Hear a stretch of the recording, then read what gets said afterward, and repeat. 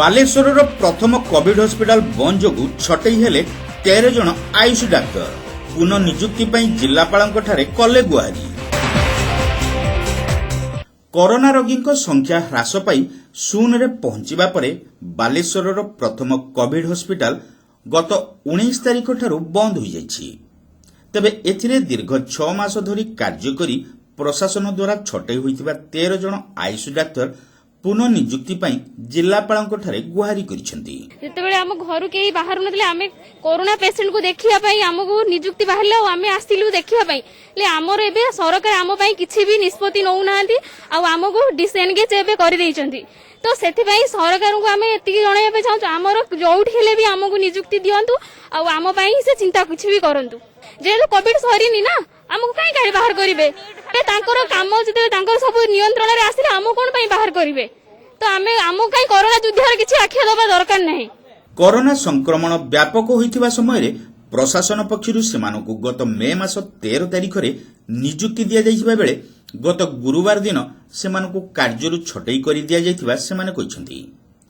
Corona କାଳରେ ଜୀବନକୁ ପାଣି ଛଡେଇ ରୋଗୀ ପରୀକ୍ଷାଠାରୁ ଚିକିତ୍ସା ପର୍ଯ୍ୟନ୍ତ ସବୁକିଛି କାର୍ଯ୍ୟ ସେମାନେ କରିଆସୁଥିଲେ। ସେମାନଙ୍କର ତ୍ୟାଗପୂତ କାର୍ଯ୍ୟଧାରା ଜିଲ୍ଲାର ସଂକ୍ରମଣ ହାର କମାଇବାରେ ବି ବେଶ୍ ସହାୟକ ହୋଇଥିଲା। ଆଗାମୀ ଶୀତ ଋତୁରେ ଓଡ଼ିଶାରେ କରୋନା ସଂକ୍ରମଣ ହାର ବୃଦ୍ଧି ପାଇବାକୁ ଯାଉଥିବା ନେଇ ମୁଖ୍ୟମନ୍ତ୍ରୀ ରାଜ୍ୟବାସୀଙ୍କୁ ସତର୍କ କରାଇଥିବା ବେଳେ ସେମାନଙ୍କର ଆବଶ୍ୟକତା ବି ରହିଛି।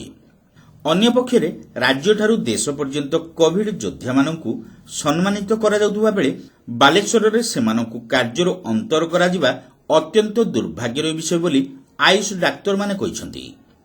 ସେମାନଙ୍କ ଭବିଷ୍ୟତକୁ ଦୃଷ୍ଟିରେ ରଖି ପୁଣି ଥରେ କାର୍ଯ୍ୟ କରିବାର ସୁଯୋଗ ଦେବା ପାଇଁ ସେମାନେ ନିବେଦନ କରିଛନ୍ତି। ଏହି ଅବସରରେ ସେମାନେ ଏକ ସ୍ମାରକପତ୍ର ଜିଲ୍ଲାପାଳ କେ ସୁଦର୍ଶନ ଚକ୍ରବର୍ତ୍ତୀଙ୍କୁ ପ୍ରଦାନ କରିଛନ୍ତି। ଆମକୁ ଆମର ଏଜ୍ ଓଭର ହେଇଗଲାଣି, 50 ବର୍ଷ ଏଜ୍ ହେଲାଣି। 50 ବର୍ଷ ଏଜ୍ର ଆମକୁ ସର୍ଭିସ୍ ଦିଆହେଇଥିଲା।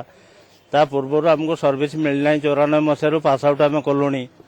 ସେଥିପାଇଁ ଆମେ ଯେତେବେଳେ ଆଡଭର୍ଟାଇଜମେଣ୍ଟ ବାହାରିଲା ଯେ ହେଉଛି ଆମେ ଆୟୁଷ ଡକ୍ଟରରେ ଆମକୁ କୋଭିଡରେ ଜଏନ୍ କରାଇଲେ ତ 3 ମାସ ଆଗେ ଚାକିରି ଦେଇଥିଲୁ, ମାନେ ଦେଇଥିଲେ ସରକାର।